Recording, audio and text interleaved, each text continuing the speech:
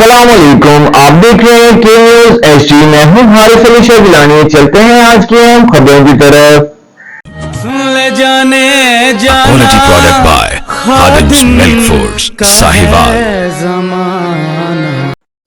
لیے چلیں گے ساہیوال۔ بھتہ و قبضہ مافیا کا صحافی کے گھر پر مبینہ حملہ، صحافی اور خواتین زخمی، ملزمان کپڑے پھاڑ کر نوجوان بچیوں اور خواتین کو گھسیٹتے رہے۔ ساہیوال کے علاقہ شریف کالونی نزد الحمد گارڈن میں مبینہ طور پر صحافی اور بھتہ مافیا نے صحافی ملک اسلم کھوکھر کے گھر پر حملہ کر دیا۔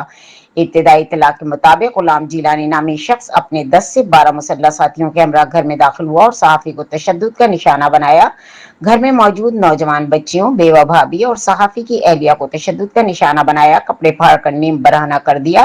ذرائع کے مطابق ملزمان پہلے بھی مبینہ طور پر بھتہ نہ دینے پر سنگین نتائج کی دھمکیاں دیتے رہے تھے۔ واقعے کی اطلاع ملتے ہی ریسکیو 1122 اور مقامی پولیس موقع پر پہنچ گئی، جبکہ زخمیوں کو طبی امداد فراہم کر کے تشویشناک حالت میں اسپتال منتقل کر دیا گیا۔